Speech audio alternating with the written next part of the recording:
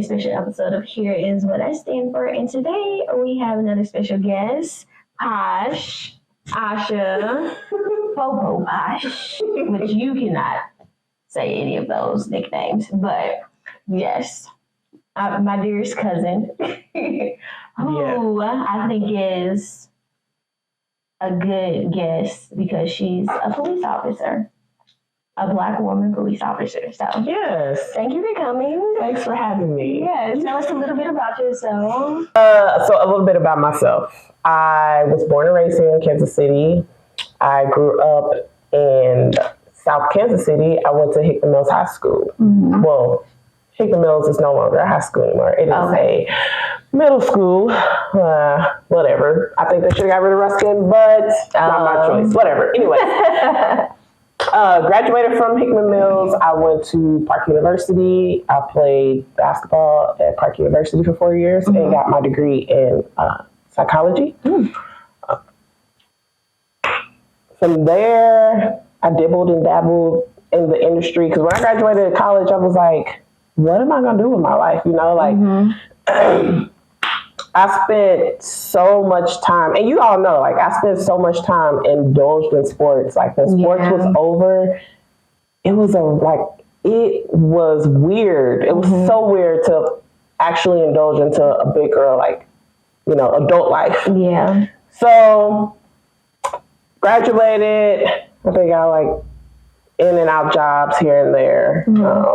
Went to worked at Jackson County Correctional Center. That was horrible. Why? It was horrible. It was a great experience to start off. That's kind of where I started seeing myself like, maybe I can do this, you know. Just the environment down there, it's bad. They don't take care of their workers. Even the inmates down there are mistreated. So I took pride when I was down there, you know, taking care of, like, if they asked for some tissue and I said, they said, hey, CO, can I get some tissue? Like, yeah, I got you. I'll bring it back to you. I took pride in making sure that if I was going to do something, I did it. Yeah. Because they don't have the luxury just to go up and get it. Yeah. So they try to find somebody that they can trust to a certain extent, you know, not breaking those boundaries. But I also had boundaries. If I say this is what you got to do, I mean that. Yeah. And a lot of those inmates in there, like, appreciated me for that. And yes, I still dealt with, you know, them trying to, like, talk to me and stuff like that. So being a woman. Absolutely. It's an ongoing battle. And then from there, I went to Johnson County and I worked with juveniles in a detention center. That was a completely different game changer. Seeing those kids and them coming in for, like, different stuff from murder to robbery to these children that are under 17 coming into a juvenile detention center with those type of charges. It's insane. But a lot of those children have a lot of, like, past trauma that they deal with, or their family just don't care about them. Yeah. So yeah. Well, and now I'm a police officer. When I left Johnson County, actually, I was in Johnson County and a bunch of my coworkers, they were applying to be police officers. And they're like, they call me white. They're like, they call me white. They're like, white, you should apply. And I'm like, no, I'm cool. I don't think that's for me. They're like, no, for real, just do it. So I applied for, like, shits and giggles, just to see if I would, like, make it. So I applied, and 6 months later, I was sitting in the police academy. And I'm not a quitter, so I was like, well, here we are. I guess we're going to figure it out. And then 10 years later, I'm still there. So. Wow. So what made you think that they wouldn't choose you? I don't know. I just was like, well, okay, so I do kind of know. I did 2 other agencies, and I failed their process. Oh. And then I was just like, you know what? Okay, I'll try KCPD and see what happens. What were the other 2, can you say? Johnson County and police department, and then Shawnee Mission, I believe. Really? So they're like sports. Can we edit that part? Because I'm kind of catching a brain freeze. Yeah. What is it? Dang, what is it? It's not the police department? It is a police department, but God dang it. Okay, I'm ready. I got it. So their physical, I wouldn't say was extremely hard, but I wasn't up to par with their physical. So you had to run a mile under a certain time, which I was an athlete. The mile was fine. It wasn't the issue. It was the push-ups that got me. Like you had to do 35 push-ups in under like a minute or 2 minutes. Oh, okay. And I still to this day suck at doing push-ups, but I'm way better now. We're gonna do some push-ups. I don't know if I can do 35. But still to this day, I'm not the best at doing the push-ups, but I'll get them done. So seeing that I had got disqualified because of that, I was like, well, we'll see what happens with KCPD. And I made it. Wow. So when you apply, you immediately have to do like a physical?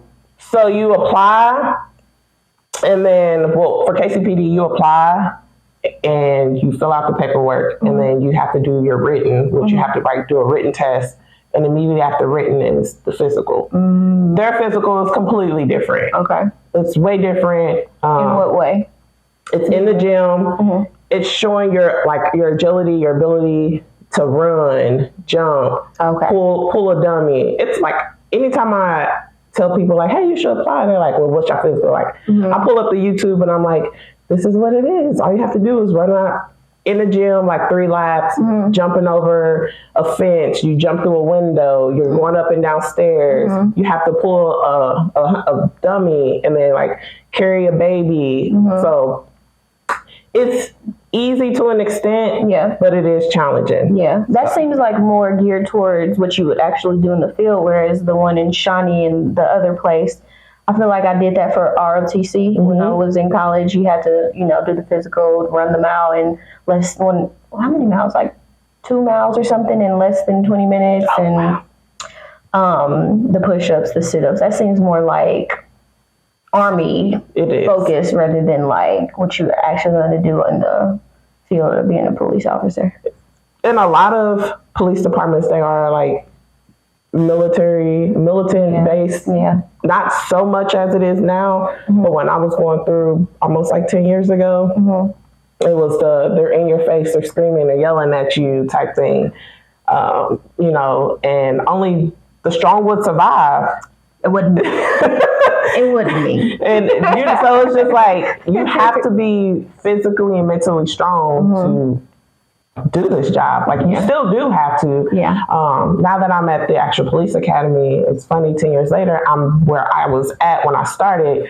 So now we're not all in your face. We're not doing all that. I think our curriculum itself is stressful alone. And especially when you're new and you're coming into something that you have no idea what you're getting yourself into, that's an added stress on top of that as well. Yeah. But it's a great environment now, especially with how times have changed, and a lot of people don't really want to be a police officer. So the times has changed, and I think we're doing like an amazing work up there. Okay. So where you are now in this position, I'm gonna jump forward, but where you are now, do you set up the curriculum or does someone else do it above you, or how does that work? So the curriculum is already set by our Missouri Post. So they say, this is what you're going to teach. This is how many hours you're going to teach. And we go from there. Right now, we are currently a little over like 900 hours. In order for you to get your Missouri Peace Office license, we're a little over 900 hours. Wow. So it takes roughly about 6.5 to 7 months to actually become a police officer. Wow. And our curriculum is the longest because technically the state of Missouri says you only need 500 hours to actually be a police officer. So there's like an academy called Blue River. And a lot of people will go to Blue River, but they have to actually pay for themselves to put themselves through that police academy. And it's half the time of being in our regional police academy. So, not to toot our horn or anything, but we are probably one of the best in the world. Like, really? Yeah, in the United States. Our academy is probably one of the best. That's what's up. So it is great. It's really good training. You have agencies all over between Grandview, Independence, Sugar Creek, Liberty, what else? Raytown, all those smaller agencies. Right now, we've had Smithville come through. All those smaller agencies, they come to our regional police academy and they put their recruits through and they come out. I mean, our training is immaculate. That's what's up. It is, sometimes when I'm sitting back and I'm like, oh my gosh, like, this is some real good stuff, you know? And I just think back to when I was in the academy. A lot of it, I was nervous, you know, I probably forgot a lot of it, but now that I'm up there and I see all the work and the hard work those instructors do, it is amazing. It is really amazing. It is. So any chance I get, I'll be like if I see somebody that's in security, I was like, you want to be a police officer? We're hiring. Come on down, you know. So it's good work. Yeah, I think that's good for you to be a Black woman officer and advocate for it how you do. Because, I mean, I think that speaks to just the organization in the whole. Oh, yeah, absolutely. So, yeah. But also, I heard from a good source in different states, some of them still teach a curriculum from like the 70s and the 80s and stuff like that. So you guys have updated your curriculum to the now times. And it is, it's especially so what you have in the police department is, so obviously the position that I am, you have to at least have 10 years on or more. I came to the police academy about a year and a half ago, or just a little over a year ago, and me having a bachelor's degree added on to my hours, my years, so that I was able to actually get in there before I hit 10 years. Oh, that's perfect. So what happens is you get, you know, police officers that'll come up to the police academy and they may be on the end of retirement, you know, and sometimes they're not willing to change. But when you have a commander that's like, no, we got to get with the times, like this is what's going on. We do make changes. So when the George Floyd incident took place, our police department made a change in our teaching as far as teaching other officers how to stop a fellow officer, intervening. Oh, yeah, that's perfect. Yes, intervening when they should, when it's another fellow officer that is doing something they shouldn't be doing to a citizen. Yeah. So that is part of our training now. We put it into play to where those officers have to recognize, hey, okay, that is somebody who's in the same uniform that I am, but also I recognize that's not a technique that was taught to us in the police academy. Yeah. So they have to intervene, stop that officer, still give that citizen, whoever that may be, the care and attention that they need, and also put that officer in their place in a respectful way. Yeah. You know, so yeah, it's great work. Actually, the news did an episode on that. Oh. So it is on YouTube. Okay. If you want to insert that clip in there somewhere. But it's like when I tell you, like, it's really good training. We try our hardest to make it.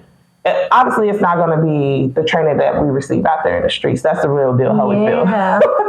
But we do our best to make it, get your adrenaline going. Because when your adrenaline is running, you get tunnel vision. Yeah. You focus on one thing, and we try our best to get them to realize there's more than just one thing you have to focus on. You have to focus on the totality of the situation. So yeah, it's good. I was going to mention that too. Like,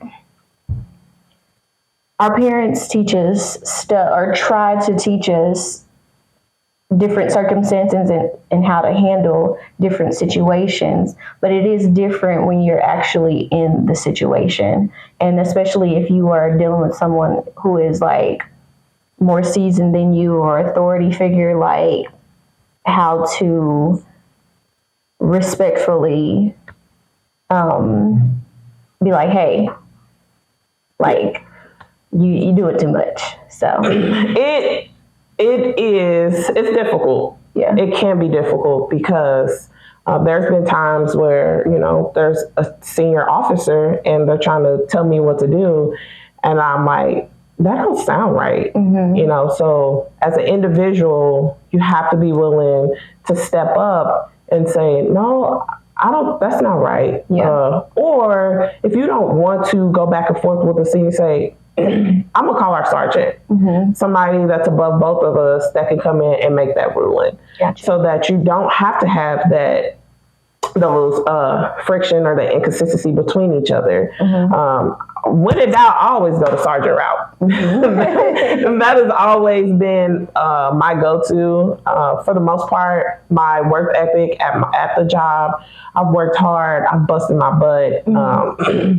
I think that I know of, just about anybody that knows me know, like, at the end of the day, I'm gonna come in, I'm gonna work hard, I'm gonna do some good work, and we gonna go home, so.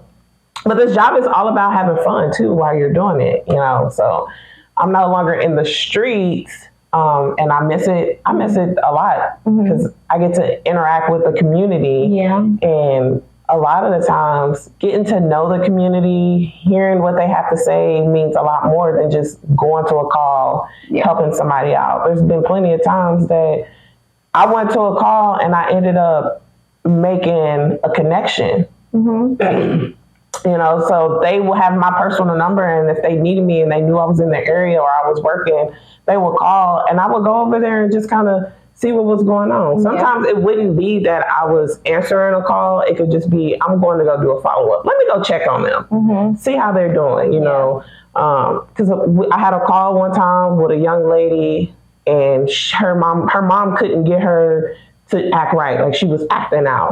So I would go over there weekly and I would just like pop in and check on her. Like, your mom cares, but also somebody that you don't know that's wearing a uniform. Well, I care as well too. And I want you to come out in the community and do great while you're out here. We all go through those stages where we don't listen to our parents. And that's normal. That's just us trying to grow up and become an adult and think we know everything. Right. But it does help parents out when you have somebody that can come in, step in, and just be like a third eye. Just be there and kind of reiterate the same things that the parents are saying. But as kids, we don't want to hear from our parents. Okay. See, she was right. Yes. Okay. I was super hard-headed. To this day, I'm hard-headed. But I am that type of person, like, I gotta fuck around and find out. But not so much nowadays. I just, if somebody tell me no, but like, I am the one that presses the button. Like, they be like, don't press that button. I'm like, too late. What is that? Yeah. You got to give me more explanation, but just don't press that button. I'm working on it though, because I done got myself in just stuff that I didn't I thank God that I'm alive. For real. So yeah, I definitely get that. So since we're on stories, what's like a funny story? A funny story? Of you being in the streets or in the academy, like...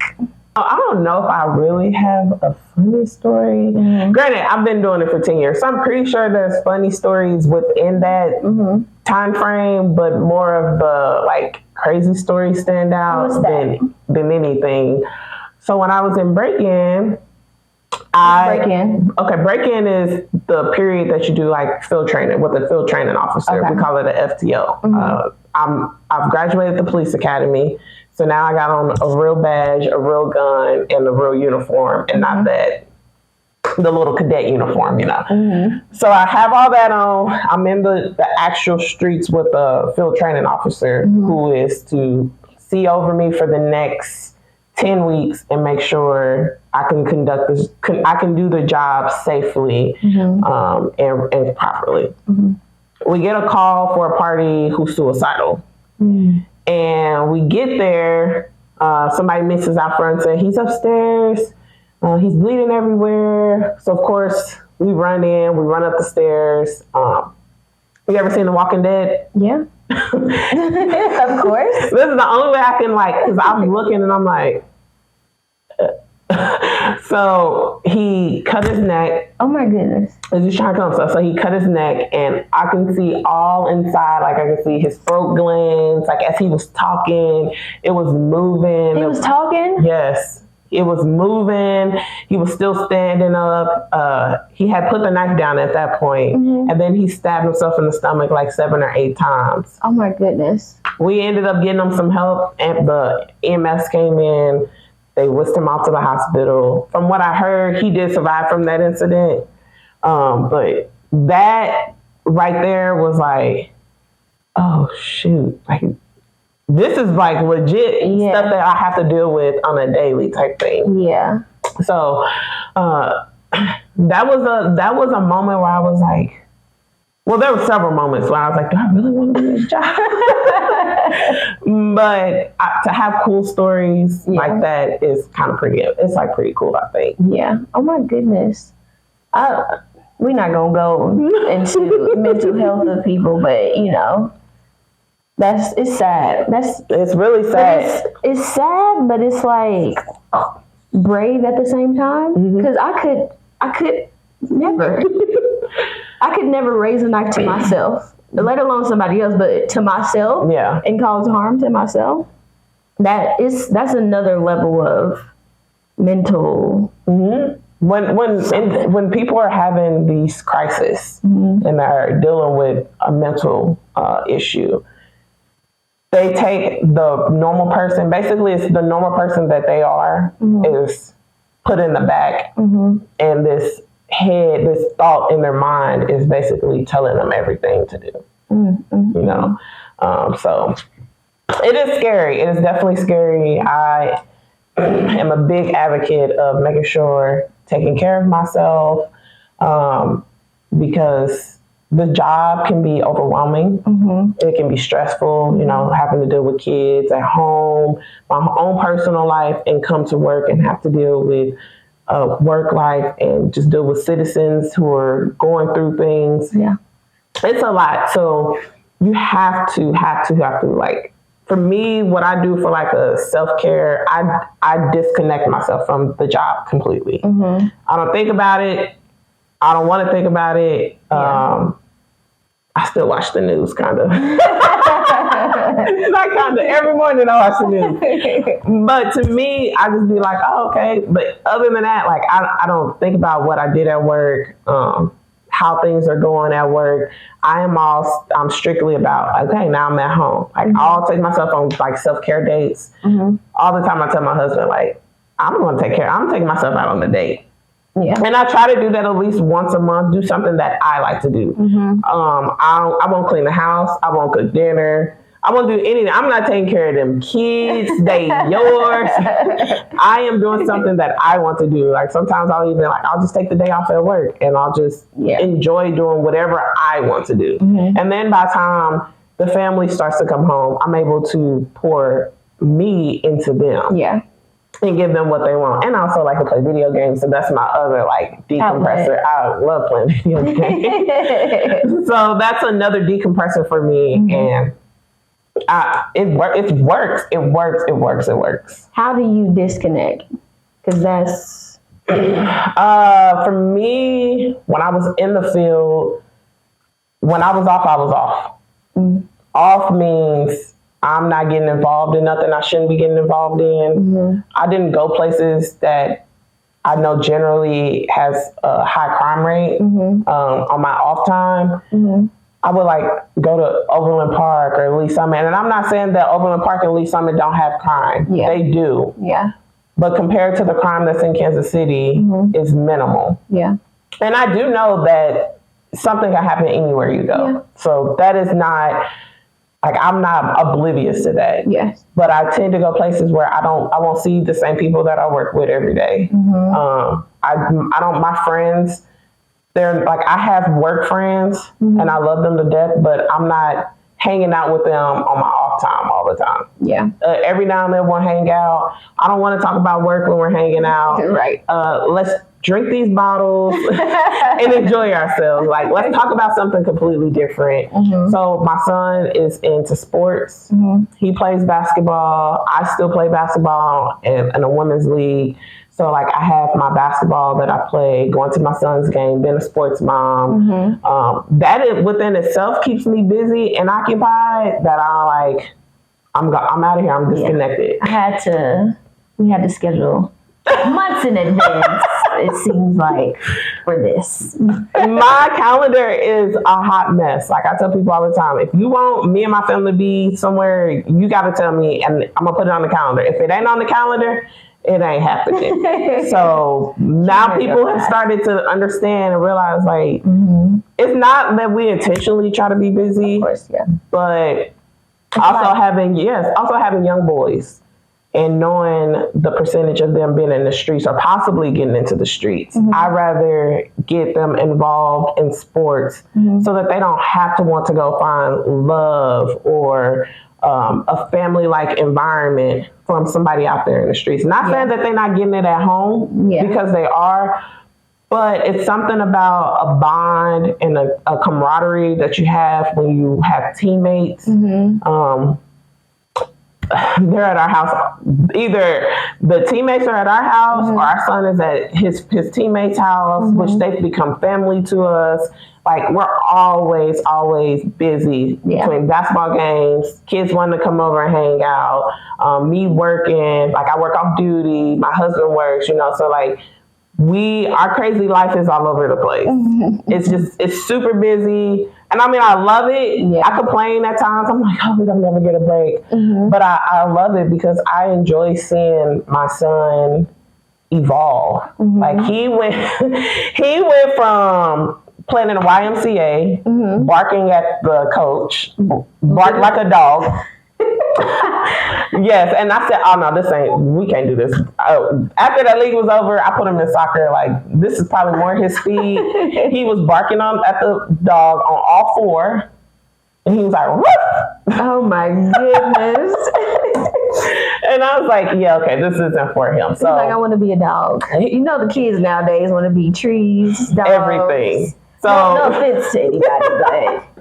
So he did that, and I was just like, okay, whatever. But now to actually see him engage, he still has moments where he ain't paying attention, but that's normal. See him engage, actually enjoying it, wanting to play, wanting to be around his teammates. It's amazing. Like, I'm like, okay, I can see this is actually doing good for him. So we keep him involved in sports. And then the baby, he's going to start swim here in a few months. So we're going to be even more super busy. Yeah. But I think it's important that, even though my oldest is involved in something, the baby got to get involved too. Yeah.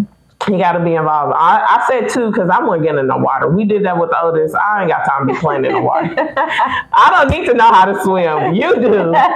So you can say me. Yes. And they both enjoy the water. So I think it's really good. And it takes that stigma off of black people don't know how to swim. Right. No. Your parents just didn't want you to know how to swim. Right. They were afraid. Even their dad didn't know how to swim. And he was like, I learned how to swim going to swim lessons with my son. What? It's like, they're not teaching you. Right. But he learned. I was like, okay, so he get in the pool and he'll swim and we'll have like a swimming contest. Of course, I win all the time. I'm not letting them win. Very competitive. Very competitive household. They're like, you gonna let your son win? No. He needs to know what it's like to lose all the time. Because then when he gets older, he'll know, like, my mom used to beat me. I'm not letting him. It builds character. It does. Lots of it. Yeah. So being a police officer and raising two black boys, what do you teach them? Do you find comfort in the police academy, like knowing that some things are changing? Yes. So right now, like, I keep my kids around. Like, a lot of times my son, he knows that I'm a police officer, but it's normal to him because I've been doing it for so long. So he doesn't know anything else. It's normal. He is still very innocent and don't understand, you know, the what ifs. So right now, me personally, we still keep him around. Like, you have to listen to him. Mm-hmm. You know, if you're in the wrong, you should listen. Mm-hmm. He's not at that stage where he's going to be driving. Yeah. I think when he gets a little older, his mindset is starting to evolve, and then he starts having friends riding with him. Mm-hmm. Those are conversations to have for a different time. But right now, I embrace it. If he will, like, sees a police officer and he's like, "Mommy, there go one of your friends," and I'm like, "Yeah, they is." He's like, "Y'all work together?" I'm like, "No, baby, they work in another agency." Mm-hmm. But and I don't do the, if you're not good, I'm gonna take you to jail. I don't do that. Mm-hmm. And I've had even people or citizens that are in the community want me to, like, arrest him. Yes, and I tell people all the time, like, unfortunately, I don't do that. Yeah. Because what you're doing is you're leaving a bad impression on that kid so young. Mm-hmm. If I come and talk to the kid, I'm just gonna have a normal conversation. I'm not gonna tell the kid I'm gonna take you to jail, because jail is for people who are like not following the law. They're breaking the law. Yeah. Right now, your kid is just being defiant. Mm-hmm. That is not a reason to take a kid to jail. You know, that's really, like, something different. Yes, I like that. And I even tell the parent, like, a parent, when the parent will be like, "If you don't listen, she gonna put you in handcuffs and take you to jail." And I said, "No, I'm not. I'm not, because jail is for people who break the laws." And I said, if you're being bad, you should start listening to your parents, because what happens is when you get older, you don't listen, and then you break the law, and you don't understand that you broke the law because you were so defiant when you were so young, that it's grown into your teenage years, and you start to break the law and you do bad things, and then you have to go to jail. Yeah. But I'm not going to take you to jail for being defiant. You should listen to your parents always, because they have to keep you safe. And sometimes the parents will look at me like, and I explain to them exactly, like, I don't like telling young kids that, because it leaves a bad impression. Mm-hmm. It makes them scared too. It does. And when they actually call the police, if that, whatever that may be, if they need it to save your life, save somebody else's life, I don't want them to be afraid to pick up that phone and call 911. Mm-hmm. And it's something about knowing that if I call 911, I know somebody's going to come and help. Yeah. So even, like, I work off duty at the Ruskin High School, which I graduated from the school district, and a lot of teachers there that when I was going to school are still teaching there. Mm-hmm. I make those relationships with those kids that are in the school, because when they do finally call 911, because a lot of them don't have a good relationship or don't know a police officer. Mm-hmm. But when they do finally call 911, they know somebody. They know that all police officers aren't bad. Yeah. And the one police officer White, that they do know, she's really nice. Now, she's very stern, and she's going to put you in her place if you're out of place. Yeah. But for the most part, she's going to listen. She's caring. She's going to talk to you. She's not just going to go hands-on and be real rough. Yeah. Only if that warrants that. Mm-hmm. I'm not just going to put my hands on you right away. Yeah. But if you're doing something that warrants me to do that, of course I'm going to take action. Yeah. And my training's going to kick in, and I'm going to do what we were trained to do. Yeah. You know, so. Do you feel like, being a woman, that you have to be more stern or more authoritative towards males, especially when you were in the streets? Absolutely. Being a woman in general, we're always behind the curve, right? Mm-hmm. You have men that are a lot stronger than us, or they just see us as less than. Yeah. And for so many years, women have fought for equal rights. You know, we got it. And I do my best. I don't ask for no help. Like, if I need it, yes. But for the most part, I signed up to do this job just like you signed up to do this job. Yeah. And you're going to treat me accordingly. You're not going to treat me less than. Yeah. And I believe my hard work shows for myself. Mm-hmm. Even in life, just having to always be better than everybody. You know, that's just something that's just in my blood, is I'm not going to be less than. I'm not going to be very last, and I may not be the first one, but I'm going to be up there with everybody else. Yeah. And I'm going to work hard. I'm not going to complain, and I'm going to show you that if we're having to deal with somebody that is combative, I'm going to hold my own, and I'm not going to be weak. Yeah. So it is always a struggle. Just making sure that, and even when female recruits come through the academy, some of them are smaller in stature. Mm-hmm. I tell them, you have to be confident in yourself in order to control somebody else. Because there's going to be guys out there that are bigger than you. Mm-hmm. But if you're confident in yourself, they're going to second think it. Like, do I really want to test her? Like, and I tell my recruits in the class, like, when I teach, and I tell them, you tell somebody what to do. You're going to use your big girl or big boy voice, and they're going to do it. Yeah. And I look at it like, huh? And I always I said, when somebody act like they don't want to listen to me, I say, okay, well, that's a decision that you're going to make. And that decision that you're making is going to be a very bad decision because I'm going to win that battle. Mm-hmm. And then they look at me and they may mouth off and they'll turn around and do what they're supposed to do, so it's all about how you talk to people, for one. Yeah, for sure. Treat people how you want to be treated. Don't go out here and telling people to do stuff because you carry a badge and a gun. Right. For me, I treat the community like their family because they are family. They're a part of this community. Without them, I wouldn't be here type thing. Mm-hmm. So, yes, you're going to have individuals who are going to listen. That's normal. But once they've calmed down and they can think straight, you have a normal conversation. They're like, oh, you know what? Police not bad at all. And I'm like, we're not. But we have to take a certain level of authoritativeness to control the scene. Mm-hmm. And then once the scene is controlled, then we can ease up a little, have normal conversations. Sure. So it's a work mindset. It's like going to work. You can't play at work until you started doing your work. Right. So it's the same mindset. It's just a different environment because you have a community. There's drugs. There's guns. There's people that are really out there to hurt people. Mm-hmm. So you have to be able to assess the situation and differentiate between who's wanting to do you harm or who's just having a bad day. Right. And that is all. And those are all things that we try to instill in the recruits at the academy early on. Teach them the difference between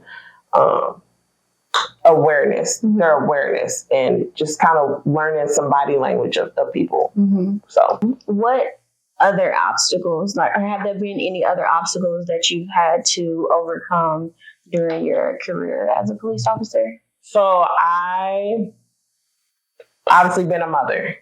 Was one. I started my career back in 2014, 2015. Mm-hmm. I graduated in 2015. In 2016, I got pregnant, had my first kid. Mm-hmm. That within itself was kind of a different experience. Obviously, never been a mom before. Right. Working in this career field where I was having so much fun out there in the streets. Mm-hmm. And I'm like, dang, I'm about to be a parent. How is that going to work? What is life like having a kid, being a mom, being a police officer, working out in the streets? And I was working evenings at the time. Mm-hmm.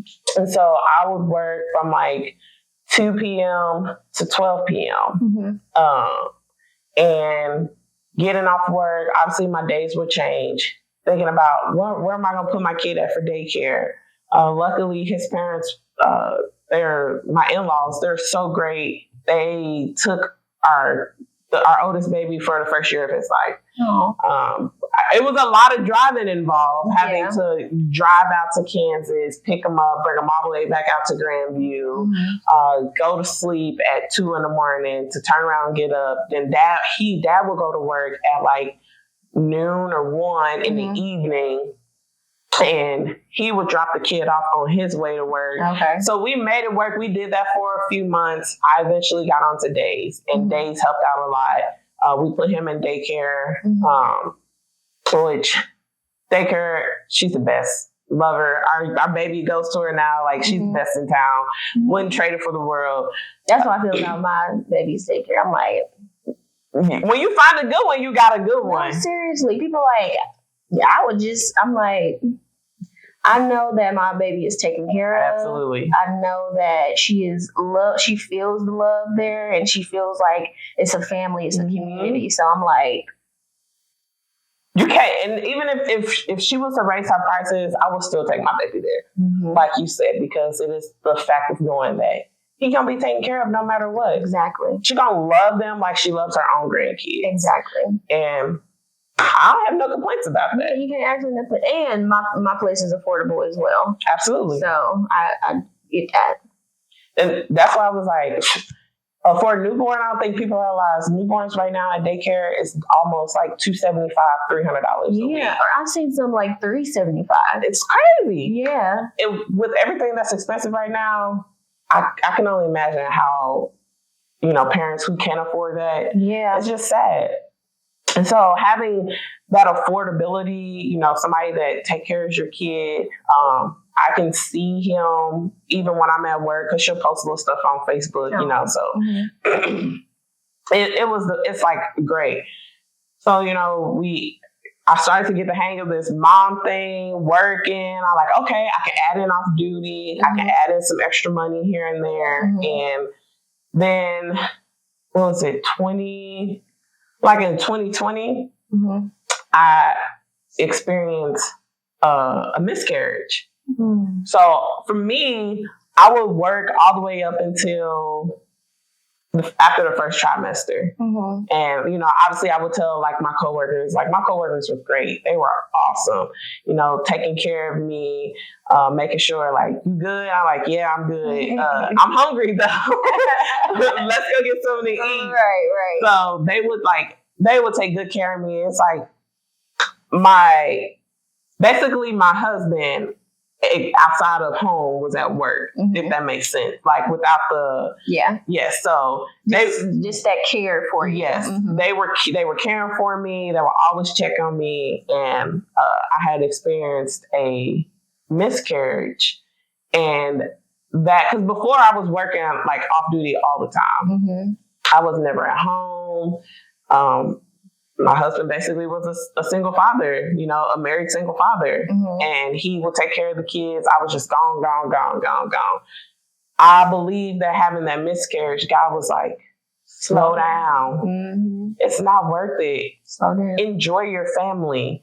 Because I've talked to plenty of police officers who went and became a detective, and they spent years on a homicide or assault squad, and they missed so many events, birthdays, holidays, because they are called out. When that phone rings, you got to drop everything and you got to go if you're on call. Yeah. And I feel like that was God's way of telling me, slow down. Because even my husband was like, man, you need to be at home more. You don't got to do all this working. When you gonna come home? You'll never see us. And I'm like, it's so I'm making money for the family. He's like, yeah, and so am I. We would kind of go back and forth. And I feel like that was a time where God was like, just relax. And I listened. So when I say out of 7 days, I would probably work on top of my 5 or 4 days that I was working. I would probably work another 25, 30 hours a week. Yeah. So on top of the 40, yes. You were working another 25 to 30 hours. Yes. Girl. Yes. And this was while you were pregnant too? No, this was before I got pregnant. So then when that happened, we had it, I slowed all the way down. I was like, okay, you know what? He's right. I'm listening. I heard what you said, God. I'm listening. And ever since then, I slowed all the way down. I work a couple hours or a few hours here and there during the week. If we're going to go out of town or something, I'll work a little more. Yeah. But we ended up getting pregnant again a year later. And my experience was great. I think I contribute that to having good coworkers and a great supervisor. They took really good care of me. I didn't have to really want for anything. I didn't necessarily use my pregnancy as a crutch. I knew when it was time for me to just take myself out Yeah. and go on about my time. Mm-hmm. And our job does really good allowing us to determine when we want to get out the field. So it's not like they make you, oh, you're pregnant, you got to go sit on the desk. Yeah. It's totally up to me. Yeah. I was talking with my doctor, my OBGYN, and she was like, you can work as long as you want to. Mm-hmm. You and the baby are great. Obviously, the gun belt and everything became really rough on my body. So I stopped working, you know. Yeah. So sitting on the desk and taking reports, seeing a different side. Got my 12 weeks. Was it? Yeah. 12. Got my 12 weeks off. Mm-hmm. Enjoyed every last 12 weeks. Right. Because both of my babies are born in the wintertime. Mm-hmm. And their birthdays are like 5 days apart from each other. Every year it is crazy. It is insane. Crazy. So I was just at home, just chilling, not thinking about not having to be out there in the weather, working the streets in the winter. Yeah. My experience was really, really good. That's good. And I think my job does really, really well with allowing birthing parents to have that time, not rush them back to work. Mm-hmm. If I want to take more time off, I probably could, you know, but I was ready to get back to work after that. Right, for sure. For sure. So speaking of just like paternity leave and time off, do you guys get like mental health breaks? Because I feel like that could be very stressful and, you know, because it's high intensity, hostile and stuff like that. We have a lot of vacation time, sick time. They call it time that if we just want to use, we can use. They give us quality time to use. I mean, anytime you can think of, we got it. Okay. There's some people out there who, because one of my old partners, he's from Bosnia. Mm-hmm. So he would go back home like every 2 years. Mm-hmm. And he would literally be gone a month and a half. Really? And he would base his time off of when he was on his weekend days off. Mm-hmm. So he would only have to spend maybe 8 days, and he was off the entire month. Oh. So paid? Yes. When I say they give us a lot of time that we can take and do whatever we want to do with it, they even give us 4 extra days throughout the year. Mm-hmm. You go and do your sports run, and you can get 4 extra days. Oh, okay. And you just got to make your mile time or 2 mile time under like a certain amount of time. And here's 2 free days that we're going to give you. Mm-hmm. I even had to use our, the mental health line. Mm-hmm. So if you're going through something, they're really good about making sure you get the help that you need. Yeah. So, I mean, I personally don't have any complaints how it works, like all the time they give us. It's all up to the individual how they use it. Yeah. You know, some people don't want to use it, or they may use it as feel like they're weak or to some degree. Mm-hmm. Take those days. Absolutely. Take those mental health days. Absolutely. For sure. Especially with the job that you're in. Like, weekwear. Yeah. No. I would not even be worried about that. Honestly.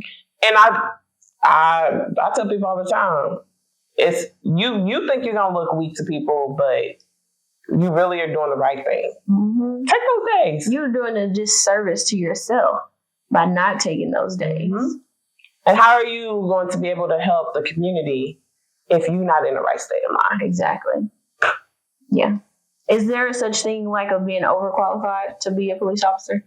Good question. I don't do the background portion, but I know like they do a polygraph, all that stuff to kind of gauge to see where your mind is mentally. Mm-hmm. And there's times where people don't make it for whatever reasons may be. Yeah. They don't qualify. They don't make it. But as far as being overqualified, we've had people who were teachers that never in their life done any job like this, and they decided, I'm tired of teaching, I want to do something else. Somebody that's an architect, they used to be an architect making lots of money. We have a lot of military people that come through the program. We recently just graduated a gentleman, an older gentleman who's like in his like 50s. And this is his first time. He was in the military, but he, you know, his story is that he wanted to give back to the community the way the community had, like when he was growing up and going through and living in the area, the community gave him and the police officers in the area gave him. So he wanted to come back and help out his community. So he just recently graduated the police academy. And I think they did a small little snippet on him as well. And I was his squad supervisor, and he was getting like mail from people all over the world. Really? Yes. And he was like, yeah, people are sending me letters telling me that I'm inspiring to them. And I was like, this is great. Right. You know, you're never too old to do anything. It's all about your mindset. Yeah, that's what's up. So I was like, oh, that's pretty cool. Yeah. Okay. Let me see. Do I have any more questions? We've just been conversing, but see if there's anything that I wanted to ask. How has being a police officer impacted your life and people around you? Do you see things differently now? Absolutely. The way that we think, and when I say we, I mean that as in police officers, it's completely different from your average citizen.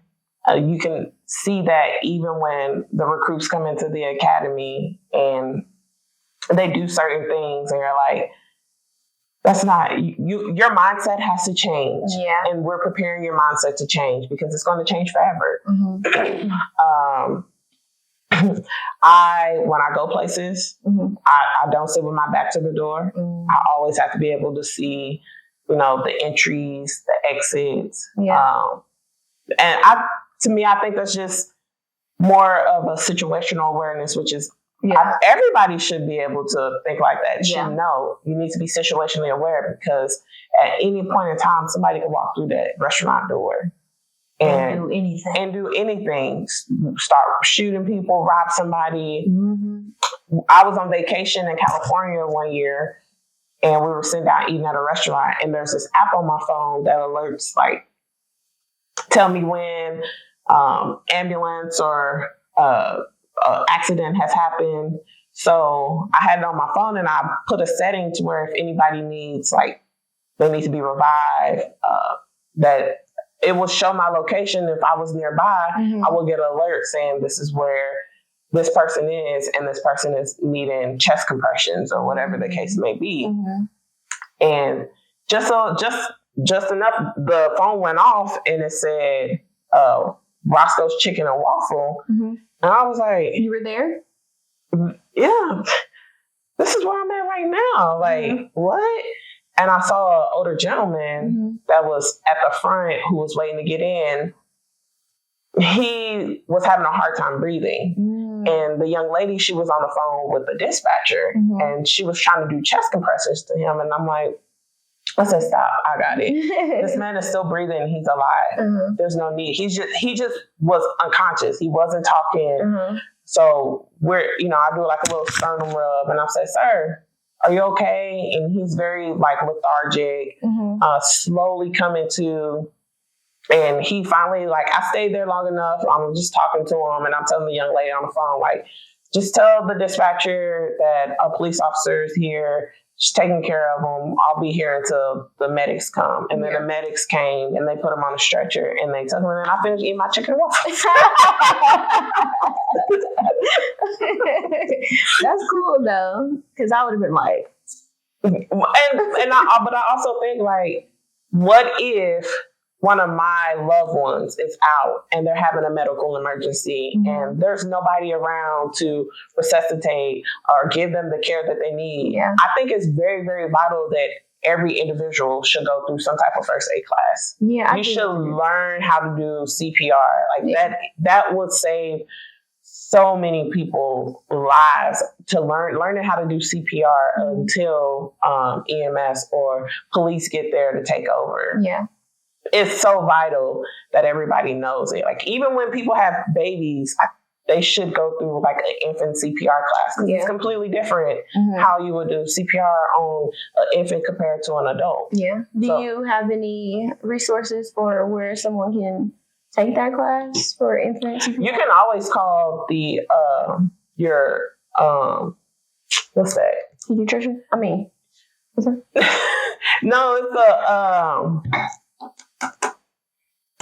where's that place right there on Truce?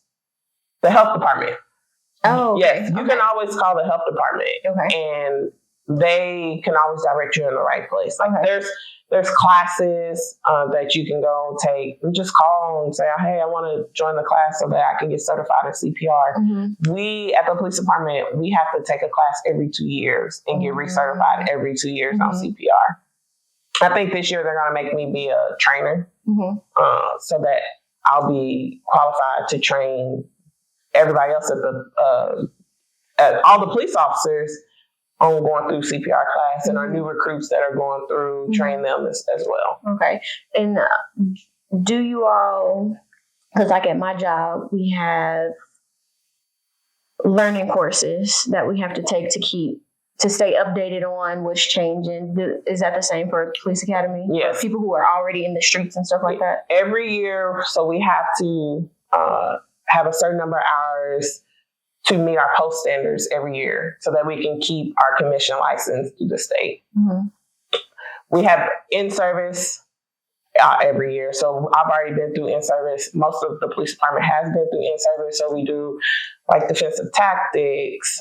We also have, we learn about active shooters. Mm-hmm. So if there is an active shooter in any of the schools or any of the buildings, we know how to, address it in the right manner. Mm-hmm. We go through racial profiling training, the minority training. We get an update on our legal. We have a mental health training. Just about everything you can think of. We have the training, de-escalation training. Every year we have to do it every single year. So if anything was to happen, they can go back and say, well, you had this training. Yeah. And if this training was in place, you should know these are the steps that you need to take. So, I may be a little biased, but our department is probably one of the better departments around. And you may have other people that think otherwise. Obviously, they've had a bad experience, unfortunately. But for the most part, we're a pretty good department. Our new chief, Stacey Gray, she is an amazing. I love her. Even just when I see her, she calls me by my name, and she has conversations. She's very aware, and I think that just may be the woman that's in her. Yeah, she's the first woman to ever be the chief of police in Kansas City. So, so I think that's just, it's amazing the work that she's doing or trying to do out there. It speaks for itself. Yeah, I heard her on the radio, and she was talking about how they're trying to combat gun violence and stuff like that. I was like, that's what's up. It's really hard. Basically we're behind the curve. Once we learn how to combat it, they've already learned something different, So it's all about trying to figure out how to get ahead of the curve. And you have, the community, for whatever reason, they may be afraid to talk to police officers, or there's a lot of, if you snitch, then I'm retaliating type thing. Yeah. And so it's hard. We have to find a way to change the community's mindset as well, along with doing that, trying to combat the gun violence. But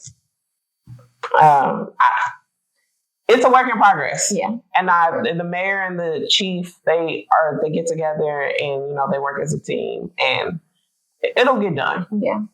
So just speaking of a woman chief, what is your future? What do you think your future is for being in the police department? So my future as of right now, I'm going to stay where I'm at the police academy for a couple of reasons. I'm a mother.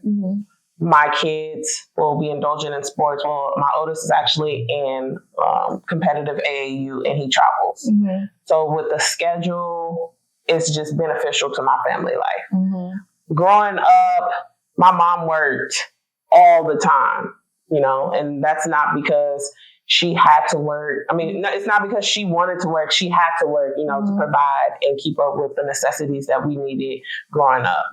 She missed a lot of my events, a lot of my sporting events. She made it to when she could make it. A lot of ask your coach to bring you home, see if you can catch a ride with somebody type thing. And I don't fault her at all. And, she couldn't help that she had to work. So having to catch rides with other, teammates or something.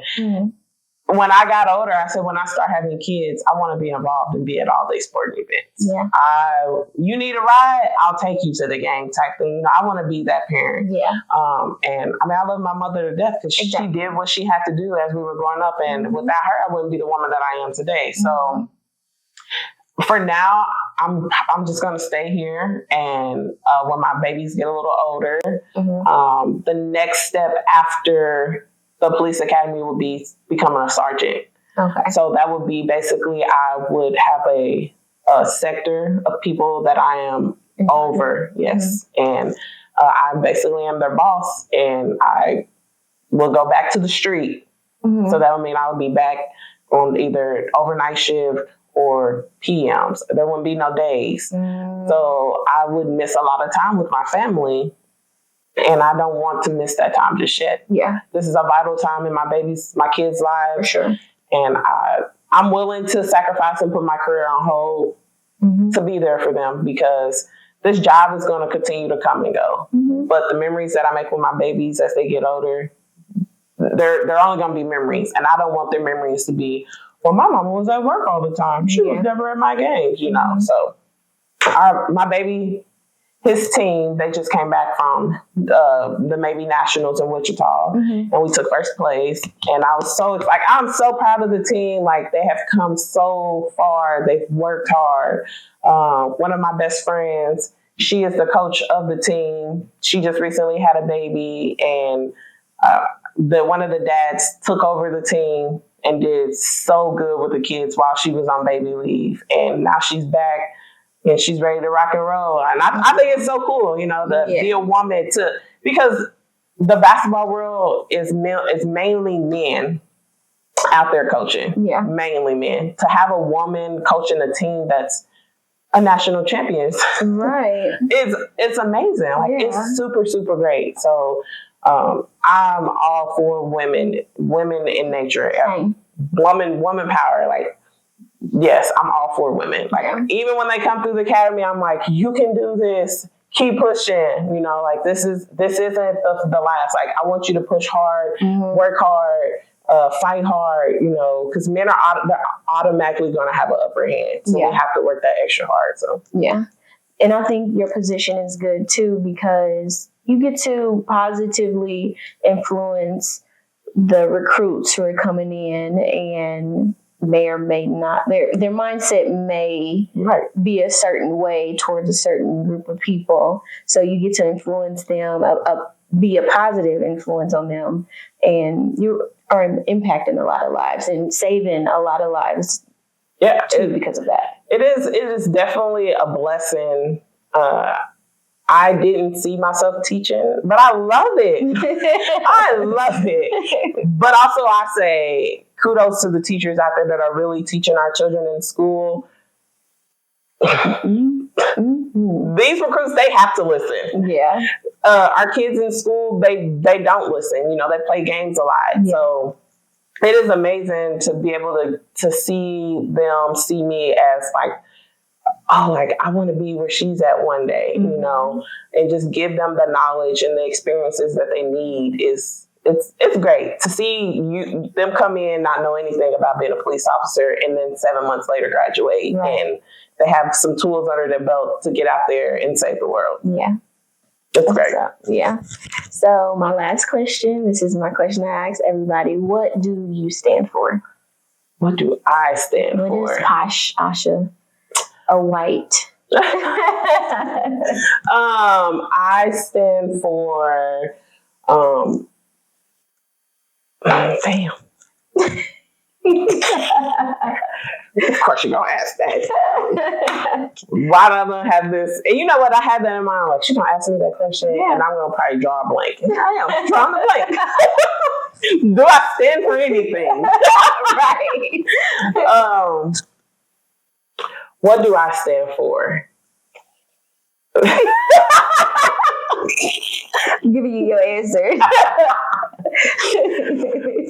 First of all, I'm a mother. For me personally, my career comes second. My family is first.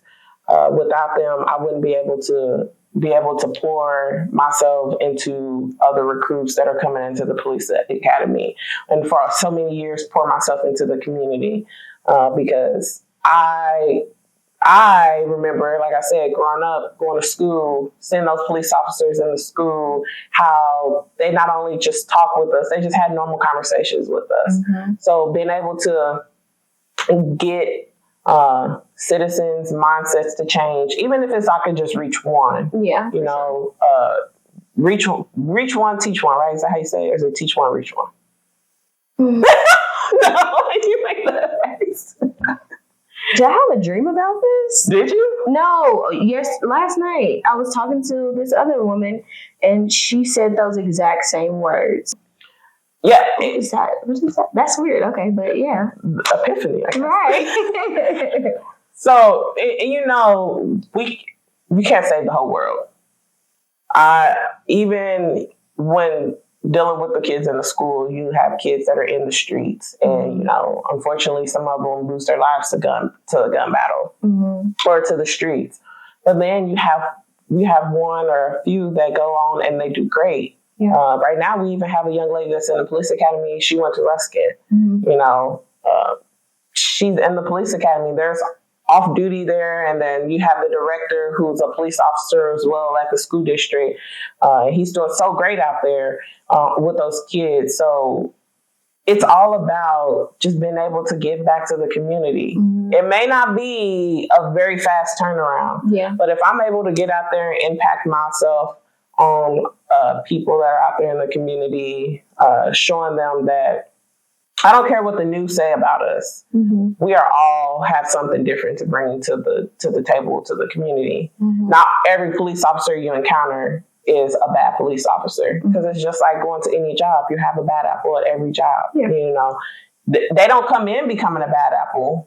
Throughout their years of service or whatever the case may be, they've had different stuff go on in their life that's changed or altered their mindset, which the mental health is, you know, not the best. So being able to just reach out, like I said, I still do some off duty here within the community, and I enjoy talking to people. Only at work though. Outside of work, I'd rather not talk to nobody. So if I see you, don't be alarmed if I turn my back and go the other way. I'm off duty. I am. When I am off and I've seen people that I know may know me, or I make sure my appearance isn't the best. Sometimes I look a little houseless, okay? Outside of work, I look houseless, and I do that on purpose. I just don't want to be. I don't want to be talked to because my social bar at work gets so full that I have to decompress and empty my social bar, because if I don't empty it, then I am all over the place. Right. I am mean at home. I'm yelling to my kids or yelling at the husband. Well, most of the time he'll listen anyway. But I'm yelling, so I want to be able to, you know, give all of me to my family at home. So okay. Well, thank you for coming. Long roundabout answer. It's okay. Thank you for coming. Thank you for being here. You gave a lot of really good information. Oh, thank you. So I really appreciate that. Thank you guys for watching another episode of Here's What I Stand For. And I'll see you at the next one. Peace out. Bye.